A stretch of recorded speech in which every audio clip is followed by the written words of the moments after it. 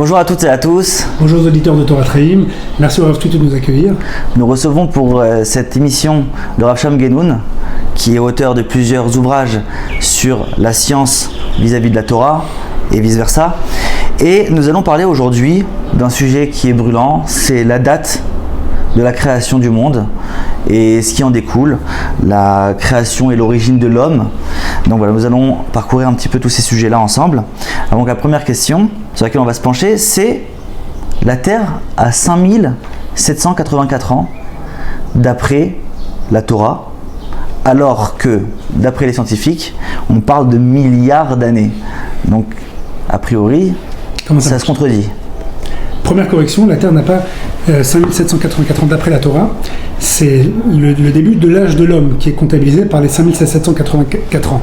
C'est-à-dire que le calendrier qu'on a dans nos maisons parle de la naissance de l'homme. 5784 ans, de là, l'homme est né. Ensuite, on comptabilisera les années de son fils, de son petit-fils, d'une chronologie humaine. Bon, d'accord, mais c'est la même chose, vu que les 6 jours précédents, c'est que 6 jours. Donc 5784 ans et 6 jours, si vous voulez. Ils font toute la différence. Pourquoi ? Parce que Einstein nous expliquait, contrairement à Newton, depuis 1915, qui nous expliquait que le temps de Newton était une donnée mathématique et existante objective, Einstein nous a expliqué que le temps n'existait pas, il était le fruit du mouvement de la matière, et que la dilatation du temps était facteur du niveau de gravitation dans lequel la région serait baignée. Par exemple, sur le Soleil, qui a 30 fois plus d'indices gravitationnels que sur la Terre, eh bien le temps coule plus lentement que sur la Lune, qui a 7 fois moins de gravitation que sur la Terre. Donc Einstein nous a expliqué en réalité que le temps se mesurait de manière terrestre, avec tout ce que la Terre avait à proposer de gravité. Or, dans les 6 premiers jours, il n'y avait pas encore de Terre, la Terre était amorphe. Il n'y avait pas encore de Soleil non plus pour pouvoir mesurer comme ce que les montres subatomiques de Suisse peuvent mesurer le temps tel que nous le mesurons aujourd'hui. Ce qui fait que les scientifiques mesurent le temps aujourd'hui à 15 milliards d'années, c'est grâce à cette onde du fond diffus qui émerge du Big Bang, ce qu'on appelle le CMBR, qui est une donnée complètement objective. Eh bien, lorsque le professeur Gerhard Schröder, dont je mettrai les calculs précis dans la description, s'est penché sur la question, il a vu de manière objective que les 6 jours, avec l'indice gravitationnel qui était alors, eh bien, correspondent à 14 milliards d'années. Et que depuis le 6e jour, lorsque l'homme a pu naître, et donc que la Terre était un foyer anthropique pour lui permettant de naître, avec cet indice gravitationnel que nous connaissons aujourd'hui, eh bien, à partir de là, il y a 5784 ans. D'accord, attends. Il y a plusieurs éléments. Premièrement, tu nous parles du Big Bang alors que on n'est pas censé y croire au Big Bang. On y croit dur comme fer au Big Bang. D'accord. Pourquoi ? Parce que jusqu'à Ptolémée, depuis même Platon, on croyait que l'univers était éternel. Et c'était la seule chapeau de roue pour pouvoir continuer à faire rouler la mécanique matérialiste.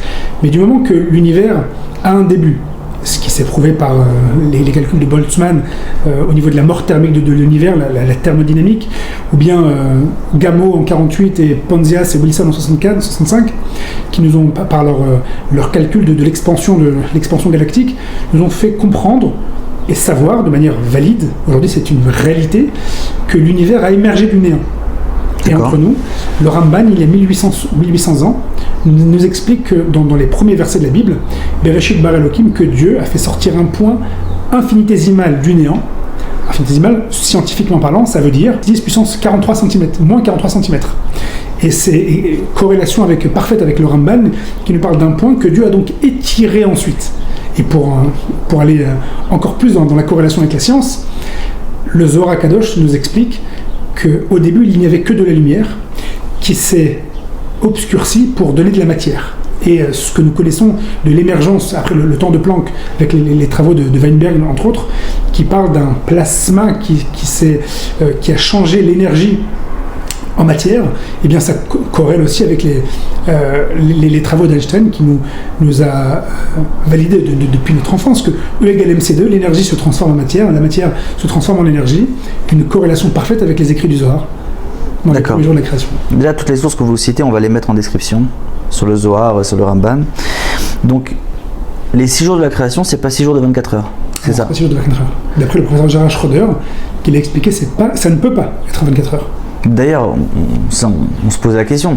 C'est-à-dire que si on dit que c'est des jours de 24 heures, comme on le dit, il n'y avait pas de soleil, il n'y avait pas de terre, donc comment ça peut être 24 heures? 24 heures, c'est un cycle. C'est un cycle terrestre. Et donc il n'y avait pas cette possibilité de se faire le cycle. Donc il n'y avait pas cette possibilité.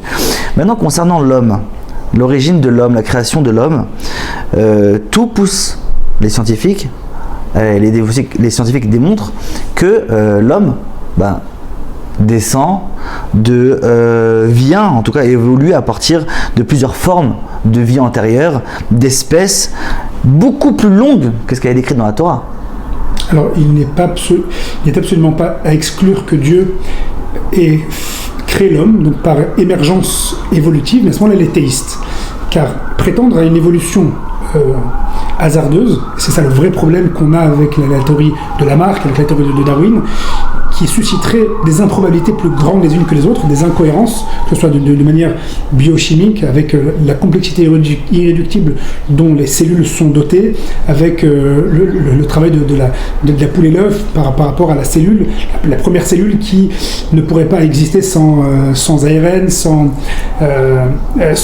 avoir la cellule complète, sans ADN, qui elle-même a besoin d'une cellule complète pour pouvoir exister, qui elle-même a besoin d'ADN, enfin toutes sortes d'incohérences comme ça, ne serait-ce que la soupe originelle, la soupe dont les évolutionnistes avaient voulu croire qu'elle aurait pu être le résultat d'une émergence fonctionnelle, ça a été abandonné.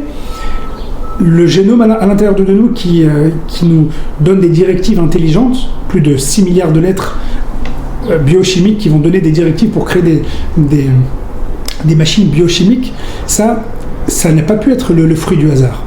Si on pense que Dieu a voulu mettre un mécanisme dans lequel la cellule se duplique pour ensuite faire émerger d'autres vivants, pour ensuite amener à l'homme, ça n'est absolument pas une contradiction, une réfutation à la fois. Il y a d'ailleurs plusieurs écrits kabbalistiques, selon le Rav Kook, qui adhèrent totalement à cette vision-là. Mais à ce moment-là, on n'est plus dans le registre de l'évolution. On est dans l'évolution théiste, qui aujourd'hui fait au vu de la cohérence avec le système biochimique, avec la mécanique quantique, avec le métabolisme et toutes les découvertes aussi de la science et son avancée, a une grande popularité au sein des scientifiques eux-mêmes. Il y a aujourd'hui plus de la moitié des scientifiques américains qui croient en une évolution théiste. Très bien. Et maintenant, concernant, là on a parlé de l'homme, et donc en fin de compte, ce sera un descendant de plusieurs espèces.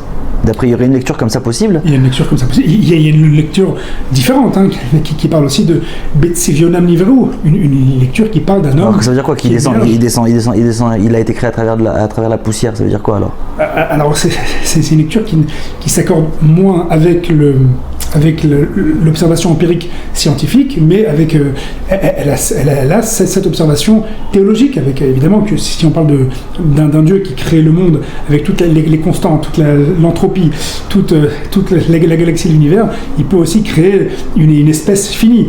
Maintenant, ça n'est absolument pas ni l'un ni l'autre des chemins, une réfutation à la fois, puisqu'elle peut s'aborder comme ça. Moi je préfère personnellement aborder de manière avec la vision scientifique, puisqu'elle me parle plus, connaissant un peu quelques broutilles de la science et quelques broutilles de la Torah, je préfère y adhérer, mais je comprends ceux qui pourraient prêter à un créateur qui a créé du néant, alors qu'il a été dit ex nihil nihil, qu'on ne peut pas créer du néant, il a très bien pu créer une âme avec son métabolisme. Très bien. Et concernant les animaux, il y a aussi cette lecture-là, parce que Dieu, dans la Genèse, a dit qu'il a créé la création de l'agneau selon leurs espèces. Donc Dieu a créé selon leurs espèces. Alors que la biologie moderne reconnaît que la diversité animale est le résultat d'un processus évolutif. En tout cas, ça, c'est jusque dans les années 60. Parce que il y a ce qui s'appelle l'explosion cambrienne. L'explosion cambrienne fait état, en Australie, au Canada, des 33 phyllariums, c'est-à-dire des 33 sortes de corps, c'est-à-dire les mollusques, les éponges, les primates, etc., tous fossilisés dans la roche avec avec des datations quasi proches les unes des autres, faisant en quelque sorte abstraction du fait que l'une vient de l'autre. C'est ce qu'on appelle le Big Bang biologique. Donc là aussi, c'est un point d'interrogation scientifique, comme c'est un point d'interrogation théologique, parce que, à ne pas se leurrer, la Mishnah nous dit dans Chagiga que Maaseh Bereshit, donc c'est-à-dire la création du monde, est une des disciplines les plus complexes et les plus profondes de la Torah. Et au niveau scientifique aussi, c'est une des disciplines les plus complexes, l'émergence de la vie, l'origine du vivant. Donc on peut juste avoir des théories qui, en quelque sorte, qu'elles soient scientifiques ou qu'elles soient des lectures possibles de la Bible, qui vont nous approcher d'une vérité. Dire et prétendre d'avoir la vérité absolue, non. D'avoir la vérité la plus probable, oui. Je vais aborder un autre sujet aussi pour finir cette émission, la généalogie et la longévité. Le récit de la Genèse comprend de longues généalogies détaillant la lignée des premiers hommes et leur longévité exceptionnelle. Est-ce que la science valide ça? Okay. Alors, ce qu'on sait aujourd'hui, c'est que de manière génétique, en quelque sorte, il y a des mutations génétiques. Ça on connaît, que ce soit de manière épigénétique ou de manière génétiquement, enfin, dans le génome, profondément. Nous héritons des modifications génétiques de nos parents et nous faisons hériter à nos enfants nos malversations génétiques. Il y a plusieurs généticiens de renommée mondiale qui ont fait le test de remonter dans le passé, savoir quel serait l'indice génétique d'une personne qui n'aurait pas hérité de ces modifications génétiques pernicieuses, en quelque sorte, de ces modifications génétiques aliénantes. Celle qui serait responsable de la vieillesse, qui serait responsable de la mortalité et des malformations. Et il y a notamment le professeur en génétique John Sanford qui a élaboré un modèle qui s'appelle Mendel's Account, qui remonte dans le passé des générations antérieures qui auraient subi les moindres de ces modifications génétiques, pour découvrir que, de fait, la longévité s'allonge au point où on peut trouver facilement dans les générations futures des hommes vivants à 120 ans, facilement. 120 ans, 125 ans. 1000 ans. Et il dit que plus on remonte, plus on en arrive à des chiffres astronomiques. Et là, on ne parle pas de relativité. Non, on ne parle pas de relativité, on parle de génome. On peut même associer ça avec cette théorie de la mitochondrie qui va définir que tous les êtres humains, qu'ils soient indiens, chinois, d'origine africaine, eh bien, sont les fils d'une même femme qui étaient porteurs de cet ADN similaire à tous les êtres humains. Merci Rav Shalom Genoun. Avec plaisir. Et à bientôt pour une nouvelle émission. Au revoir.